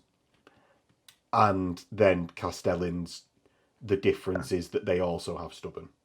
But I think without something like that... Sod it, Max. Go away. I know it's not going to happen. Stop trying to rewrite our rules. I just don't see... As you said, the cognis signum is somewhere else. A singular heavy weapon isn't good enough. It needs some sort of boost to the squads that they're in. This is what I mean. If you take away the cognis signum from tech marines and so on, you would start seeing this more, because it's the cognis signum along with the heavy weapon that's going to go into that squad. So as an example, and then I would even argue they changed the cognis signum rule as well, allowing you to fire your weapon. So immediately you've then got a mastercrafted las cannon with a cognis signum within the squad that's giving the squad that is where that it becomes I would take one. I still because it's So it's mastercrafted hitting on 2s, but my heavy weapon squad will be hitting on 2s anyway. So is it worth another 60 points over just an additional dude? But that's your Iron Havoc. So No, everyone's hitting on 2s if they've got a Cognisignum. So I could take a Tech Marine and an additional dude with a las cannon. No, yeah, but that's what I'm saying. No, but that's what I'm saying is if the only way it works is if the Tech Marine doesn't offer anything to the heavy weapons squad. So if they completely remove Cognisignum from a Tech Marine, that's what I mean. So you remove the Cognisignum from the Tech Marine, right? So it's got no place all of a sudden. Then you would see, I'm going to take this because it gives the twos. And then obviously you also got the mastercrafted las cannon. There's 2 changes you'd need to make for that work. So your original statement, it's got no place at the moment. Or it could make it have a place. It could make heavy weapon squads non-compulsory. One heavy weapon squad non-compulsory troops. Non-compulsory troops. Something like that. Even that I think works as well. The squad he's in. Yeah. Squad he's in becomes line. And he can't move, and he can't leave it. Yeah. Yeah. The squad he is in, or the squad he starts the game with, that's what it should be written as. The squad he starts the game with is line. Yeah, all of a sudden. Even quite plausible. Yeah, one of them, but I think we're in alignment. As it is, completely useless. Yeah, so, as it is, doesn't work because there's better options. Yeah. So it's not the worst. Moritat? It's not the worst written one in the world, but it's just there's other things that trump it is the issue. Well, you say this not the worst one in the world only because the Pathfinder exists. True. So Moritat. So it gains Scout, Counterattack, Bitter Duty, so can join Immortals and Destroyer Squads. Notice Immortals came to my mind before Destroyer Squads came to my mind. Yeah. Chain Funny Fire. That Chris Vecht. His Chain Fire. I have. Yeah. In addition, may not be selected as the Warlord. Chain Fire. God. Chain Fire. So each weapon may make up to 6 attacks in the same shooting phase. Each of the attacks may be using one of 2 pistol types. 1 or 2 pistol type weapons.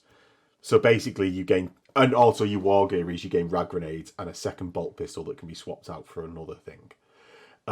May exchange a bolt pistol for a disintegrator for plus 20 points, which is good. Essentially, most of the time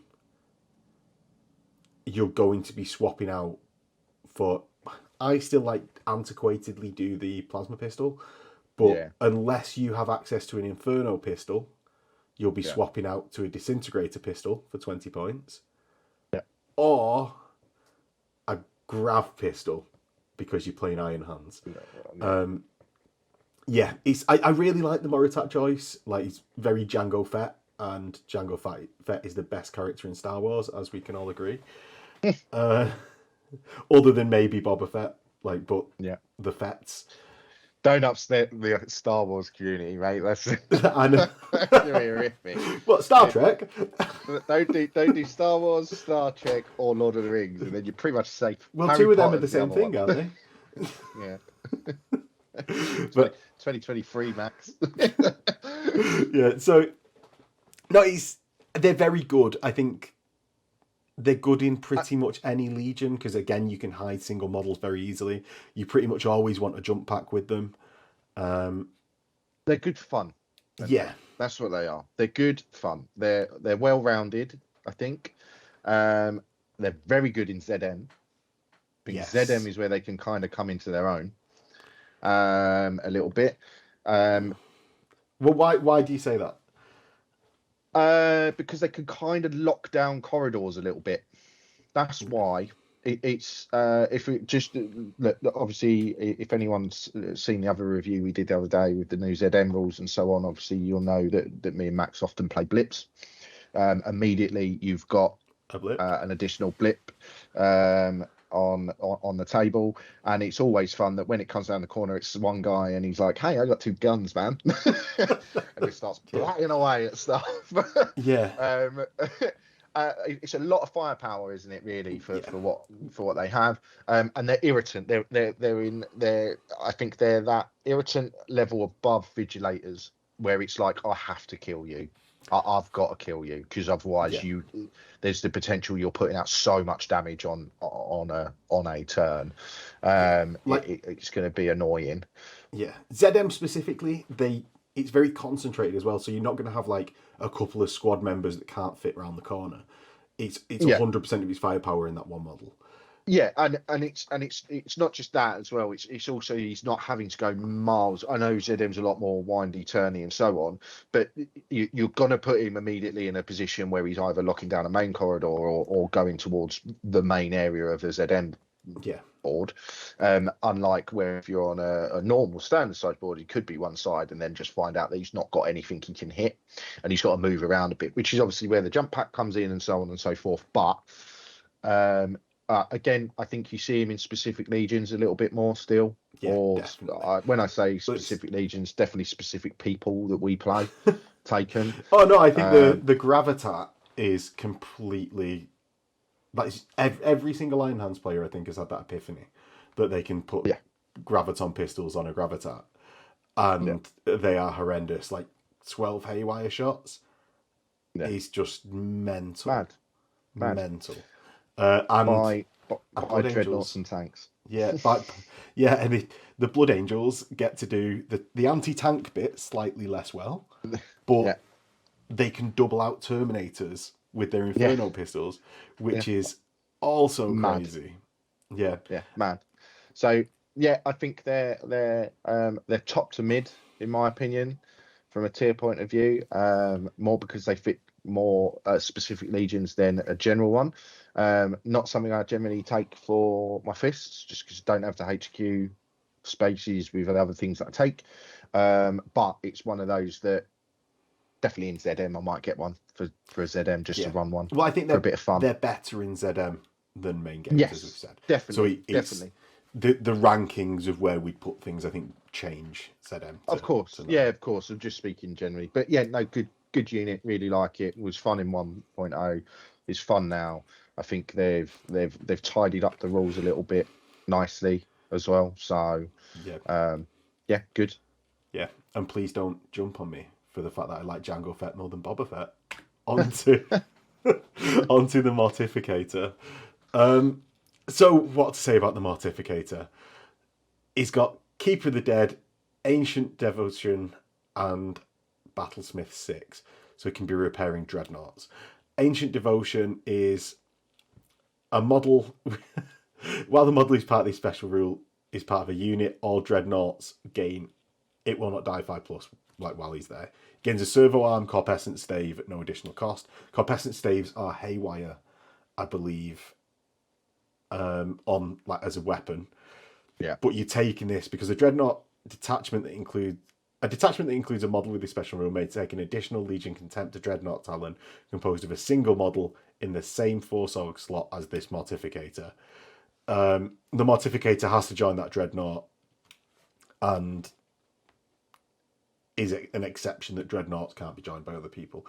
This was massive in 1.0 when people was like running like 5 Dreadnought Talons with the feel of paying 5+. Have you seen one in 2.0? Not at all. Now that doesn't mean that it's not good, because I actually think it's quite nice. Do you? I think I like it. I think it's cool.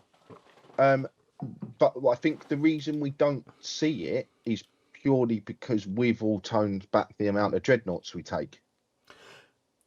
I would. Do you get? Well, sort of. Do you get what I mean? I'm not saying that's the only one thing. Because wasn't and the rules changed, because wasn't it? It was a 5 up feel no pain to the dreadnoughts in the unit in 1.0, rather than It Will Not Die. What was it? A feel no pain? I thought it was a situation where it was like it just didn't hurt them. So I don't think it was actually a feel no pain, because I don't think dreadnoughts could have that rule.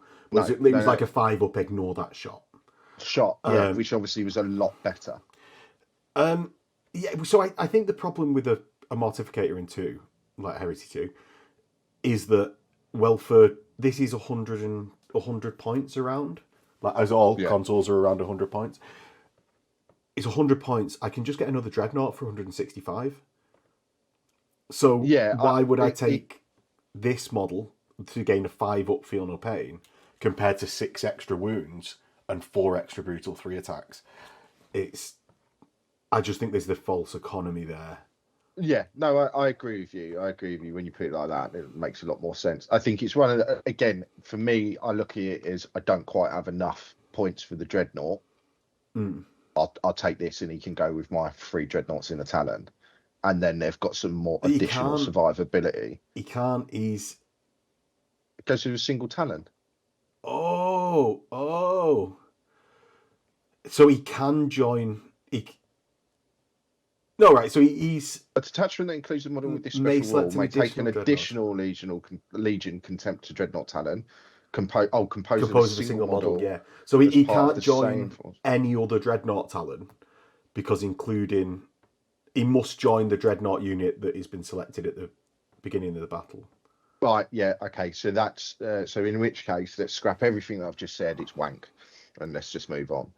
Yeah. Like he can't do it to multiple Dreadnoughts, sadly. If you're a 5 up to 1, so there's your difference then. The previous one was you could take 3 Dreadnoughts with him, which was like mad, which was so good, and then he couldn't be hurt as well, so you couldn't single him out. It always hit the Dreadnoughts, not him. And I think you could take a bunch of stuff with him, so you could be quite punchy as well, so he was always good. In this scenario, there's no point. I'd rather drop something and try and find an additional Dreadnought. Yes. I'd rather drop something else and try and find an additional Dreadnought. But so onto the Praevian. Get rid of it. I think I might even take Pathfinder above it.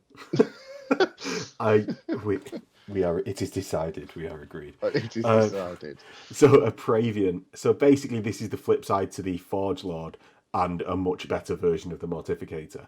He gains the Master Automata special rule and Legiones Cybernetica special rule, which means an army that includes a model with this special rule may include a single Castellax or Vorax maniple as part of the same Force Org slot. All models with Castellax and Vorax included in the army gain the Legion Astartes X special rule that the Praevian has. Now, he then gains a Cortex control at no additional points and can select a Cyber Familiar for 15 points and can't have a jet bike and stuff like that.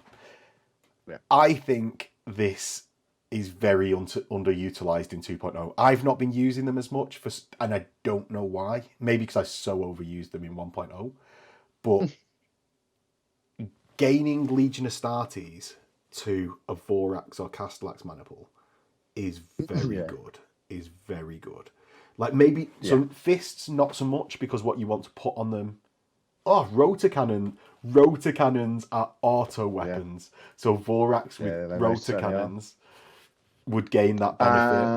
And the Mauler bolt cannon's crap. You're thinking like for Castellax? No. I can't remember what the fists rule is. I can't remember whether our specialist weapon is we can replace anything that's got a rotary cannon with an Astartes assault cannon or not. It used to be. I don't get too excited because I actually don't think that's the case, and I've not got my book to hand. I think it's now just a separate weapon. But is it not heavy flamer that you can replace? Yes. Yeah, I think that's what it is. I think you're right. Yeah. Otherwise, I imagine we would be seeing them. You'd see that all the time. Yeah. Just absolutely everywhere. Carnage.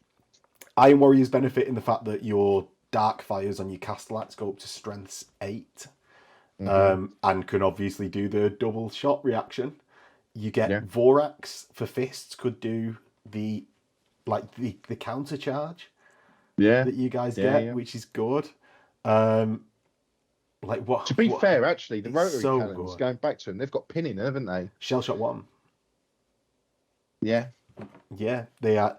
They're good. So they're not bad rotor cannons, and especially each Vorax has 2 for 60 points. Yeah. Now Vorax aren't the best this edition because they've got rending 5 up, and their weapon skill 4.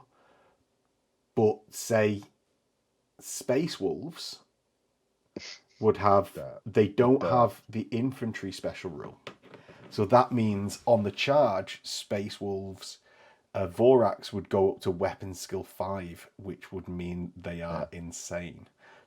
There is lots of interplay with the Praevian and Legion special rules. Like Emperor's Children go up to Initiative 5 or Step 5. Yeah. That's very good. White Scars less so, because it's like moving from 8 to 9 isn't a big deal. No. Other than the fact that I suppose the Praevian goes to movement 8, but that's no specific benefit for the Automata. And those are just pulled off the top of my head. Like an extra attack for the Vorax from World Eaters. Got what, 2? Extra 2 attacks. Yeah. It's one additional, but and one for charging into it. Well, it depends what they do, because if they get the Legion Astartes rules, then they take the Right of Wars, don't they? The Right of Wars are, I can't remember what way around, so I'm probably making myself sound like an idiot. But I'm just thinking like Berserker Assault with them. Yeah. And that. It's like mad. There's so many attacks. And I know what you said, not as good in terms of the rending, but you're still rending 5+. So you can throw them into most things and cause some damage. Yeah, well, it's when they start popping off with World Eaters an additional attack, with striking first from Emperor's Children, with Space Wolves Weapon Skill 5, I think is the mental one. Blood Angels, the +1 to wound isn't as great, but it's still very good for the Legion. With like Ultramarines +1 to hit for the models, so that will start chaining through units like Castellax getting +1 to hitting on a 2+. That's very good. And it's just like I could probably name every single Legion, and there's a decent benefit for Automata that gain Legion Astartes rule. I think a lot of the reason why you don't have it is people just don't randomly have the model, as in the Mechanicum side of the model. Because I don't know, like for example, I don't run any Mechanicum. So if I had a Mechanicum army or something along those lines, then I probably would run one in my normal fist list or whatever it may be.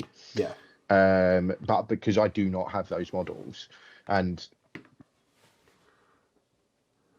buying them, I say, just for the sake of this, is probably not worth it. But like you said, again, solid. It is solid. It's more specific, but again, it's got its uses have met perfectly, I think. Yeah. So I think the ones that suffer are mainly like Death Guard. Well, Automata already count as stationary, so it's no real benefit there.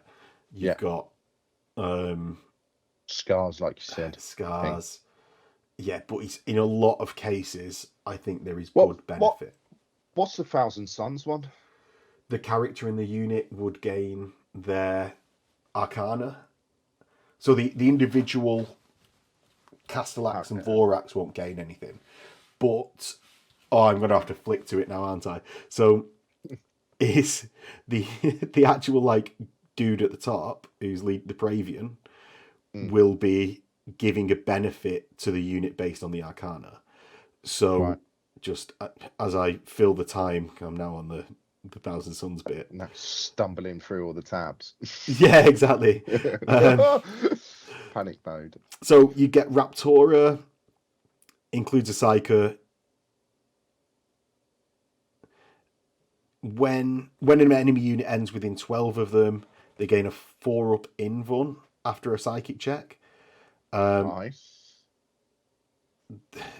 Oh, so a +1 invuln, sorry. So your Castellax will then have a 4+ invuln. Vorax don't have an invuln. So, oh no, they do. They've got a 5+. So they would be on a 4+ invuln, which is very good. Yeah, it's pretty tidy. Pyre gaining Hammer of Wrath 2. Not as brilliant, but actually they've got Strength 5, so it's not terrible. Pavoni +3 movement distance. Well, that for Vorax will make them go to movement 11. Yeah, that's pretty mad. Which is good. That's pretty mad. Corvidae, which is like precision shots for the first hit you allocate, and Castellax can have multi-melters.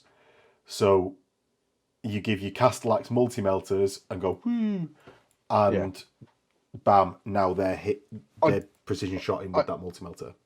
I suppose the only thing, just to pick up, because I'm sure someone will mention it, is that because the Praevian can't take a bike or jump pack, he might not be able to keep up with the movement if they continuously move like that. His movement is also buffed, so he'll fall behind by 1 when you take a Vorax mana pool. It is worth pointing out. Yeah, if he's trailing, he will then slow them down, and he doesn't give them they won't be charging at +2 anymore.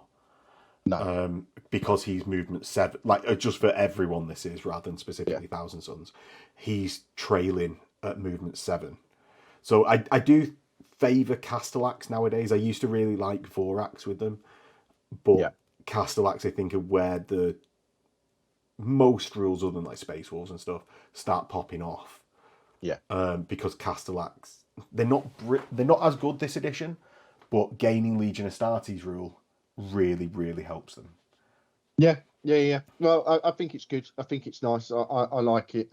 I mean, it's the same as when obviously all vehicles and stuff gained Legion Astartes rules in a similar sort of way. We obviously all approved with big claps, I think, in most cases. And I think it's very similar with this being able to give the Mechanicum units the Legion Astartes that they're tied to. Your rules.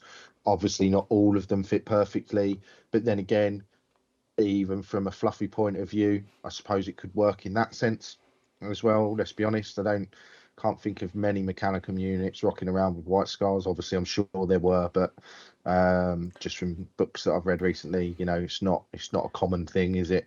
Yeah. So I get how those don't potentially tie in as well. But yeah, again, I think it's a little bit more niche specific.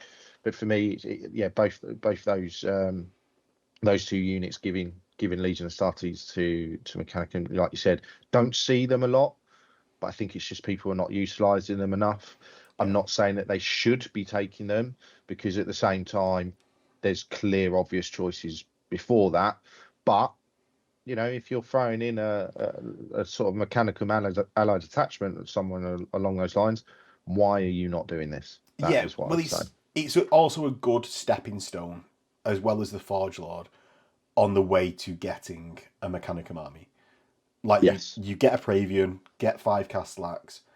Oh, I get a Forge Lord, now I've got some Thalax. Oh, I'm actually halfway to an army now. Yeah. So it's just a nice little stepping stone. And then you've got allied detachment, then you've got... I think those, both of those, and then obviously the Esoterist as well, they're nice. Because the one thing I would say about Heresy, and it's probably moving away from the consoles a little bit, well, sort of, is any of the stories, it's a big mixture of Marines, isn't it? It's very rare that it's just a Marine of one army fighting Marine of another army. There's always other elements about, especially in the later books, definitely. It's mixtures. And on the board, we don't see that a lot, generally. And it is something that I think and would like to see more, especially if we're starting to play terror games and stuff.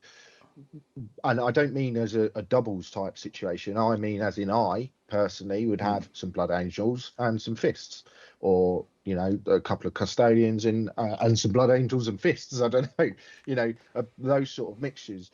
And I think that these units allow people to start doing that with the Mechanicum and with the demons and so on, where you're starting to see a little bit more of a mixture of what's on a board rather than just two colours facing off. You're starting to see a bit of a mixture of the types of units as well, and I'm all for that. Right. No, I agree. I was just thinking there while you were saying, oh, it'd be so good to run an event where like everyone has to I've one of my units in my army, or you've got to segment a piece of your army into an allied detachment and give that to a different player. So then it's like this intermingling of the forces. Yeah. But I mean, we'll talk about this a bit more off the call. But yeah, just I think these consoles definitely that they, as you said, it's a stepping stone for those sort of situations, and especially from the Mechanicum side, it is a stepping stone to potentially getting a Mechanicum army just by gaining a couple of units, seeing how they work, seeing how they play, and tying them in with your force quite nicely. Yes. So, shall we do, Connor, the 2 legacy consoles? Right. So, moving on to the 2 legacy consoles that we've got. We get the Primus Nullificator console plus 45 points. So it's what is that? 100 points total or 105? the non-important bit. This sort of now, I think, steps on the toes of the loyalist esoterist a little bit. This is the anti-demon sort of like Chaplain almost style guy. Yeah. Or at least in the fluff-wise Chaplain style guy. And these are like hunting down demons everywhere. They come only on cataphracti centurions. And they gain an Aether Shock Maul for no additional points cost, and can exchange their Combi Bolter for a Toxiferin Flamer for 10 points, Disintegrator for 20 points. Disintegrator is a Strength 5, AP 2 instant death, by the way. Very tidy. Yeah, that's pretty good.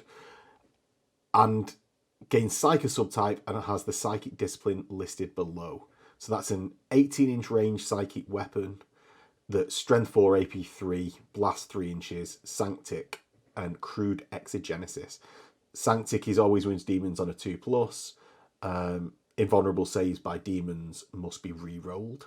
Crude Exegesis is when rolling to scatter for this weapon, if both D6 is the same number, for example, both are 3, the template is instead poisoned over the center of the model that is made. Oh, positioned, yes. Over the center over the model making this attack. So 1 in 6 times that's happening. But you're not too worried because it's AP3.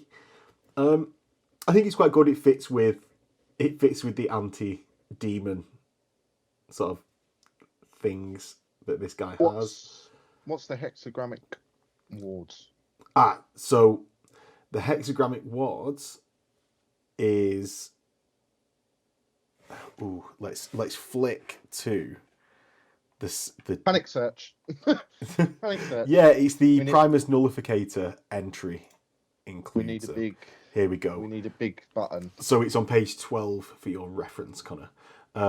Any roll to wound for an attack with a psychic weapon against a model with this special rule suffers a penalty of -1. So basically, Thousand Suns and Librarians, or any psychic powers that are weapons, right? Suffers a -1 penalty to hit.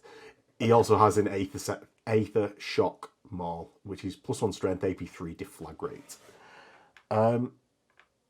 Right. So, yeah, it's quite a nice model, quite niche, obviously, but fair enough. It's kind of made that way. Satanic rule's quite nice. That psychic power is going to be a bit of a pain sometimes if you're rolling doubles, like you said. However, I don't think I think you take an Esoterist over this.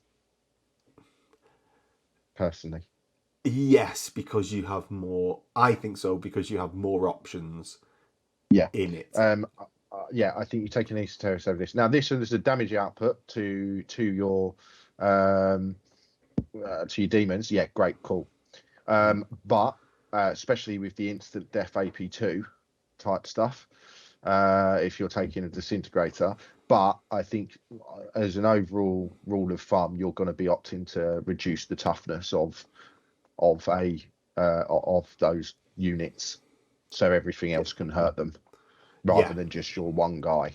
Well, it falls into is it better to have a singular model that is... Well, normally it's in the context of Primarchs. Is it better to have a Primarch that buffs your entire army or is individually very good? This isn't that brilliant because a Thunderhammer on the Esoterist is going to be better. Yeah. And it's only better against specific things. I think it's a very good fluff choice. It's very good against, as you say, demons, and actually weirdly against Solar and Militia, because it's got deflag. Maybe even like Thalax in Mechanicum, not the bigger Mechanicum stuff, but the deflag +1 strength AP3 makes it go off a little bit. But it's not strictly the best, as you're saying. Yeah, exactly. I think it's a very fluff type choice, isn't it? It actually makes me want to build the unit. Like, what do the thought of these? Like, what do they look like? Because it's not locked to loyalists. How many points? How many points is it? It's like 100 and something, isn't it? Yeah, well, it's based on a Cataphracti Centurion. Cataphracti Centurions. I think right. Just real quickly, because we've obviously got the whole legacy type stuff up. It's 85 points, 130 points for one of these. Right. Okay. So if it's 135 points, what you actually do, I think, is you don't take that by himself, and you actually take the Nullificator squad for 245 points, and give them all. Give them all disintegrators, and then it becomes a unit of killing demons. Yeah. That's what you do, I think. You find the points. That's what you do. You find the points to do that. The counterpoint slightly to that is this is slightly... It's an option if you are already full of elites choices and you have a HQ, which isn't normal. I find myself much more taxed nowadays in the HQ area than I do in elites. Yeah, so, definitely. But if you really want a Primus Nullificator squad and you only have a HQ left, you take this that unlocks with Credo Annihilate. I'm not even Annihilate Credo Annihilator thing. It ignores the -1 restriction and makes them non-compulsory troops. In that specific way, it allows access to them. Yeah, but as you say, it's as an actual choice. From a fluff perspective, it's one of those. However, at the same time, I think I don't know. We'll run one at some point and see what it does. I think we'll see how prolific demons are when they fully come out as an army list. Yeah. Because I could, like you said, being able to unlock having them as a troops choice. All of a sudden, you're taking 2 of those squads. They're quite killy, no matter what you're shooting at. Yeah, they're expensive. They're expensive, but they're very killy. Yeah. Well, should we do that squad? Let's do we'll do it in legacies. We'll do it in legacies. Do it another time. It's just fine. As a real thing, it's just a Terminator squad. But what I was pulling out from that is you can give them all disintegrator. The killy bits that you want off. Yes, the killy bits on that. But it's it's same as what that Nullificator is effectively, pretty much. With -1 wound, I think is the difference. Yeah. Because the Consul has an extra wound. So of course, It's standard Terminator stats, and then but that's the only reason I was looking at it like that. Yeah. So Warmonger Consul's plus 45 points, and it can be taken on any like type of Centurion. Yeah. Gains Etheric Juncture Splicer, which is a great name. And gains the Tip of the Spear special rule. So the Etheric Juncture Slicer, all models in any unit it joins, including during or prior to deployment, gains the Deep Strike special rule and must be assigned to Deep Strike Assault. Additionally, any unit that includes a model with Etheric Juncture Splicer that enters play using Deep Strike must roll the dice for each model in the unit. On a 1, a single wound against which only invulnerable saves must be taken. That's not too bad. You basically gain Deep Strike, but with a bit of an extra negative. Tip of the Spear must begin any battle deployed in reserve. If it includes 1 or more models with this special rule, must always have a charge declared for it during the controlling player's assault phase if there are valid targets. If there's more than 1 target, then you can choose which. Now, we started seeing this came out late Heresy 1, and we started seeing them popping up to give whatever random unit Deep Strike. We're seeing that less because single units Deep Striking is now just a free shooting phase for your opponent. So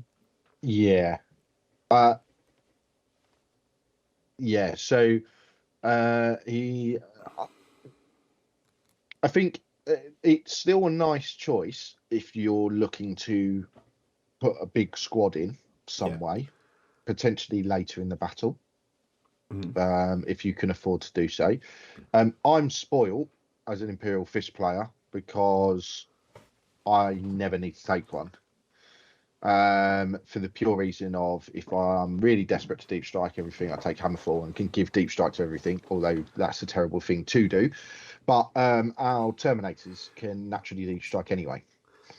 Yes. We pay points for them, but we can give our Terminators deep strike. So I don't need to give a unit the bad sides to allow them to deep strike in that sense. No. Now, so from a fish point, and then Stone Gauntlet, you can't deep strike anyway. So you're either deep striking, and there's other ways of doing it, or you can't. So from an Imperial Fish point of view, I'm spoiled into not having to even consider this as an option. However, for other legions, I can see it being a beneficial unit to potentially use. Might not necessarily be that you've got a single unit. Just stare and still have deep strike, for example. I think in the Black Reaving they gain it. So right, okay. So let's say they take Black Reaving, deep striking, just staring in. You're potentially taking this as well to deep strike an additional unit in alongside it, so that they have to split their interceptor. So they've got to consider what they're doing, and like you said, it's split their interceptor and stuff. So it does hold a place in that sense, but yeah, you're probably not seeing it as much as you would do. I can't say I rate it or don't rate it, if that makes sense. It's just sort of okay. Yeah, deep strike is in itself good, but the effect of deep strike triggering interceptor is bad. Like, do you want to know the best way to describe it is you're not building a model for it to be a Warmonger, but you'll use one of your other Consul models and call it a Warmonger for a game. Yeah, but I think this is just like to me, it's a Legion champion that's just very angry. I was going to actually say, if you want a normal Centurion to be joined to, say, a Terminator squad or something like that, so this is for Zone Metalis. If you wanted a Centurion anyway, just to give a bit more punch to a squad, this gives them both deep strike, so it's -1 reinforcement cost to those squads coming onto the board. So you don't join this guy to a Terminator squad and then it's cheaper overall in reinforcement cost. It's the same, but you've gained a Centurion from your points spent. You win out by paying 45 points in terms of reinforcement points for hitting power. So it's got that one very specific use now that's a bit different. Yeah, I can see it being potentially we'll see it more in ZM now that the rules have sort of come out. Potentially we're going to see that a bit more. But for your everyday list, not the best. Again, not the best. Well, not the best. They're not bad rules. It's just with the way the game plays, it just doesn't fit. Yeah, and I think currently it's because we've now seen, isn't it? Yeah, we've just now seen too many triggers of interceptor to get too enthused about gaining deep strike. Oh yeah, if your heavy weapons squad haven't got an augury scanner, have you even bothered playing Heresy? Like, exactly. Or even just like someone spends a reaction point on interceptor for that. Oh, this turn. Oh, you've got a unit coming out of deep strike, have you? Cool. Okay, because it's also the first thing that happens.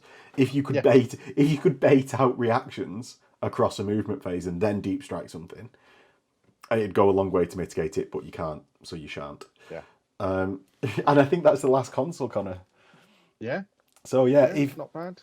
Yeah. So if you guys liked watching this video, don't forget to do all the YouTubey stuff, like, comment below what you like, what you didn't like. What are the additional strategies that we've missed in the Consul list as we've gone along? Because I imagine there are ones that we have. I'm sure there's plenty. Yeah, help out everyone else watching this video by just leaving them below. Subscribe to the channel. It does help out with getting this video out to more people, and therefore me making more videos. And there is a Patreon link below where you can join the Discord, get a bounty tray and some dice. And with that, we'll see you next time. Ciao. In a bit.